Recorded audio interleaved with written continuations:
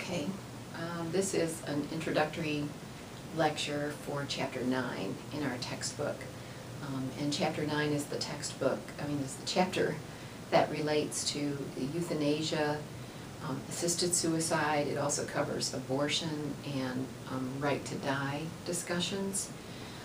So as Kastenbaum says at the beginning of this chapter, we should be ready for this discussion because we have addressed many issues that are associated with dying, and we have looked at suicide.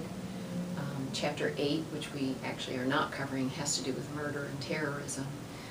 But now we're coming around the corner to thinking about a person's right to die and a right to choose when they wish to die. So if you've taken the time to watch the short recording clip from the news that a student sent to me, you may have your thoughts already primed to be thinking about this issue.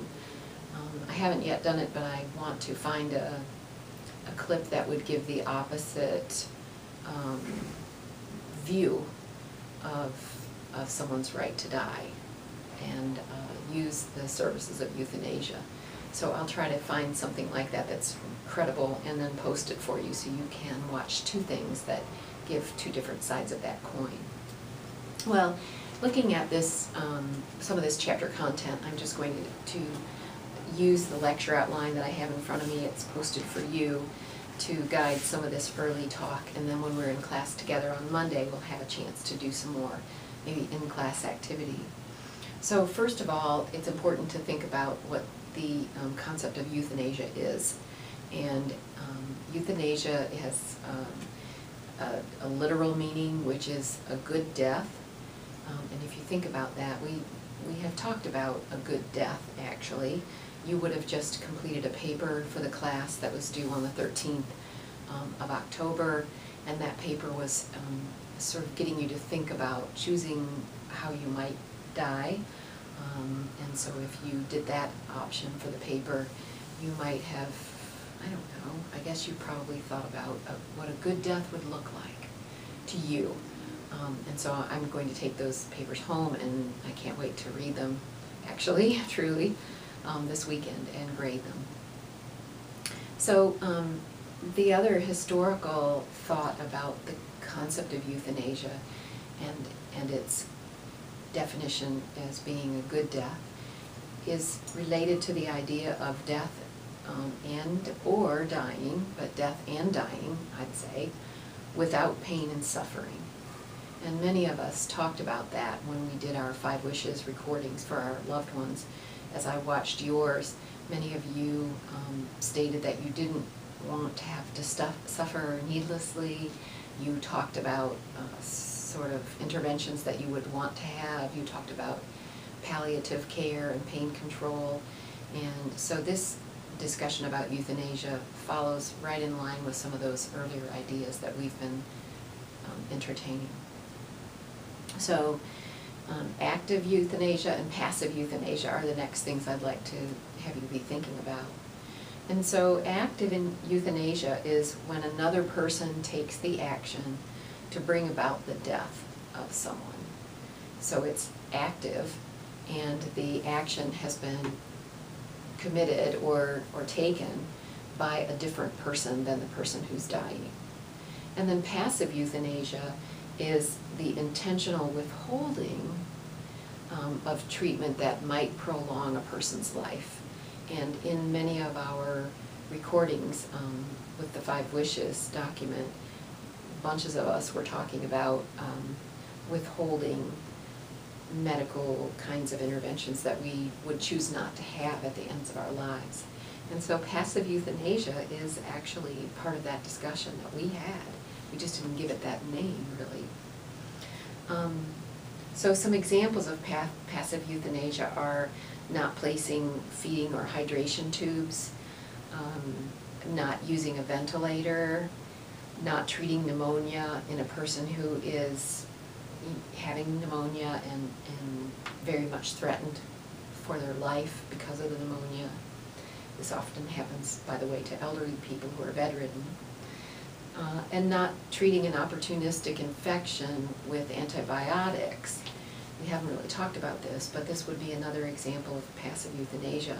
If an opportunistic infection occurred and the person was failing and close to death anyway, not using medication to cure that infection would be another example of passive euthanasia.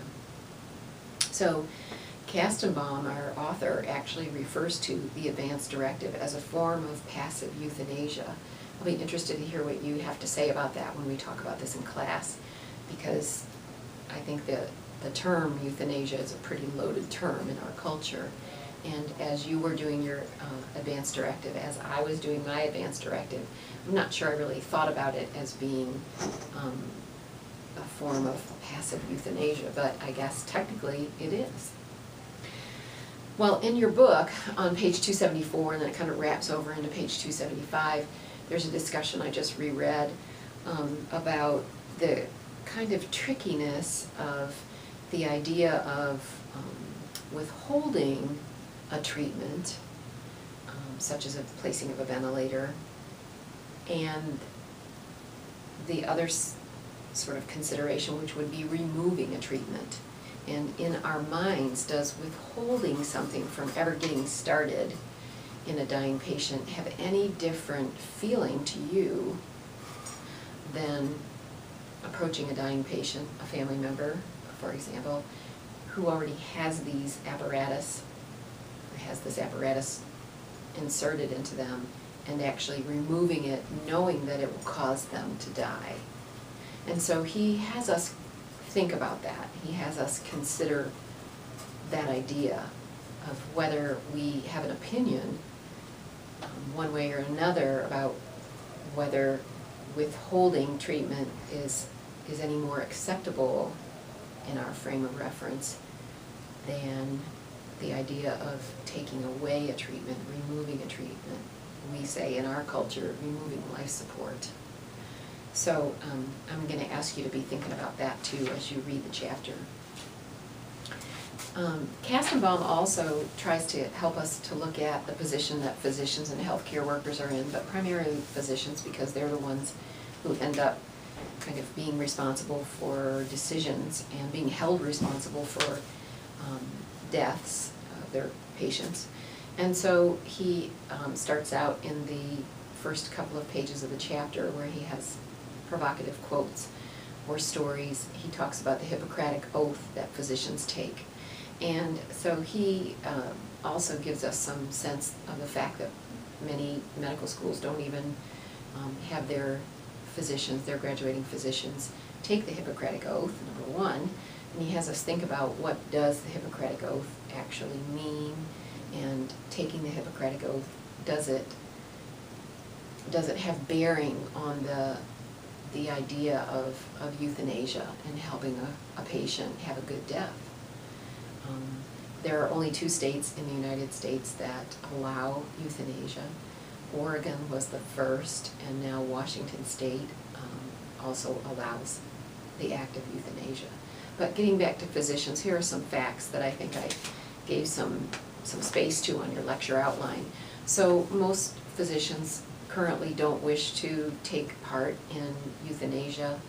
They are happy to not have that on their plate.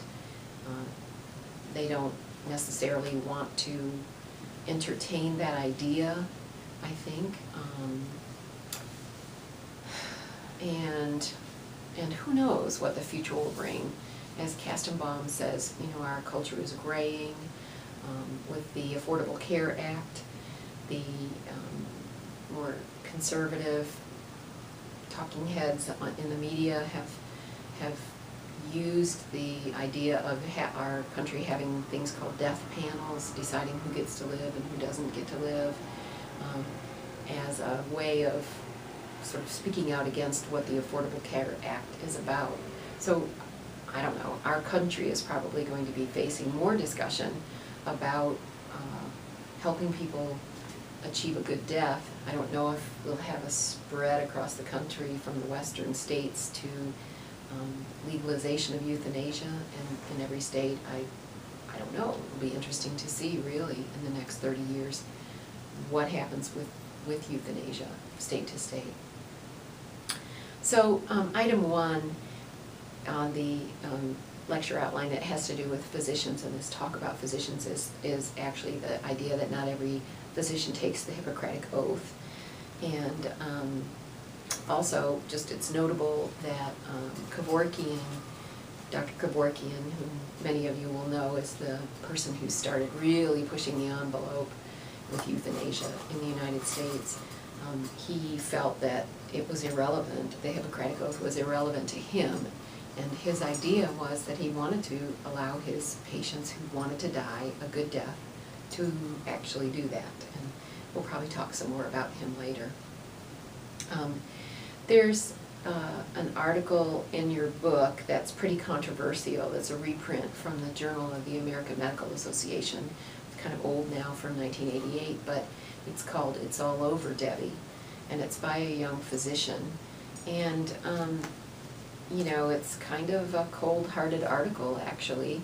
I challenge you to read it and be thinking, maybe even make a couple of notes about what you think about that article, and perhaps we'll have a chance to discuss it on Monday in class. Many good points are made by Kastenbaum, our author, actually, in relation to, I guess, being in favor of euthanasia, as he takes and pulls apart this article called It Is Over, Debbie. So Kastenbaum points out the importance of a society giving really thoughtful consideration and consensus building to the idea of euthanasia, if euthanasia is to be officially sanctioned, if it ends up being officially sanctioned in our country, like it is in Oregon and Washington. So I think these ideas are good ones to say again, that a culture should give very thoughtful consideration to the idea of euthanasia, and also consensus building, which to me means getting a lot of people talking about something so that they can come to an agreement which is not just made by a certain group of people, but that is a widespread consensus that something could be the best thing to do. So that's interesting too, I think. Point 4, under the physician section on your lecture outline, I'm referring to some information about Dr. Kevorkian again. And I think it is interesting that Dr. Kevorkian took this on. He's from my home state of Michigan. I'm not sure if I'm proud of that or not. But he really, you know, filmed himself. He did not keep it a secret, as you know, that he was offering euthanasia. In fact, it was almost like he was daring the government to intervene, and he was. I think really more to the point, he was daring the government to have this conversation. And that was back in the 80s. And so anyway, Dr. Kevorkian and his actions, here's the thing, his actions are actions that are just taken by one person who is kind of a crusader, really, and many important things happen in societies that are sort of stirred up by crusaders, so I want to give him credit for that, I guess.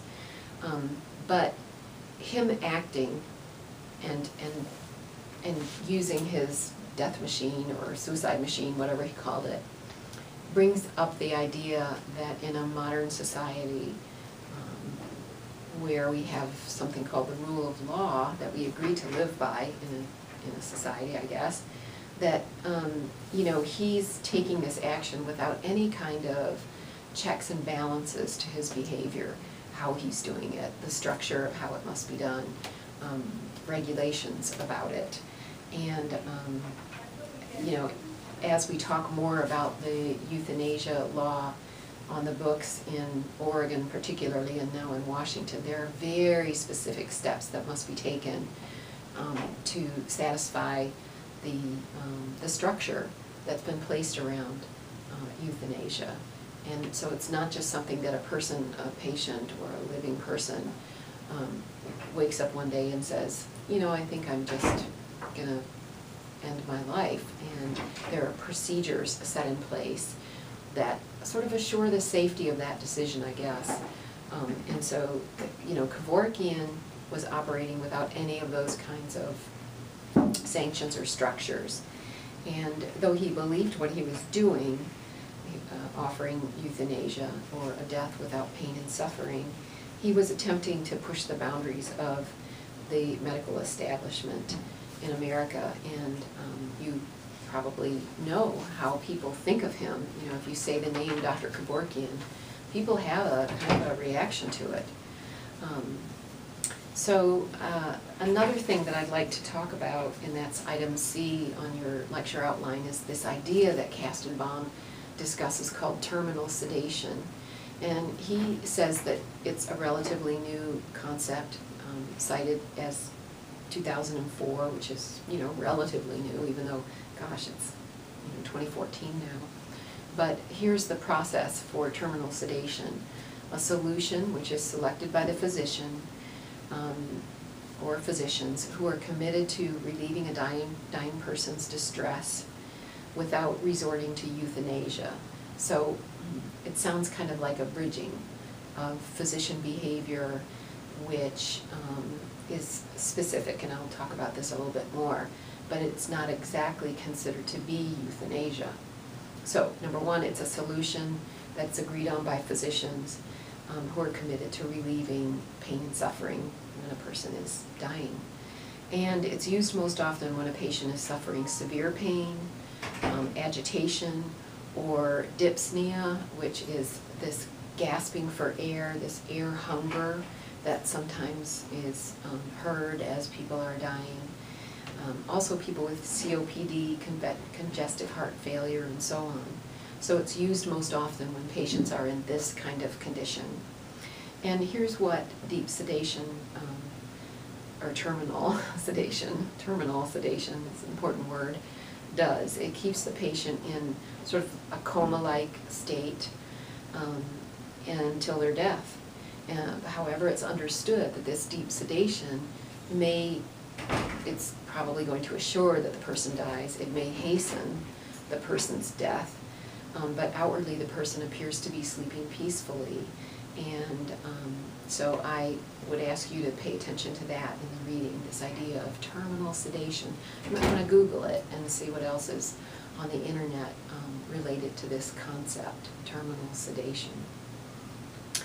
So I think I'll just do a little bit more from the lecture outline for you and visit some of these ideas that are on the back page of your lecture outline that have to do with legal terms that are involved in supporting early progress towards the idea of us being able to have an advance directive. So let me say that again, because that's a big mouthful.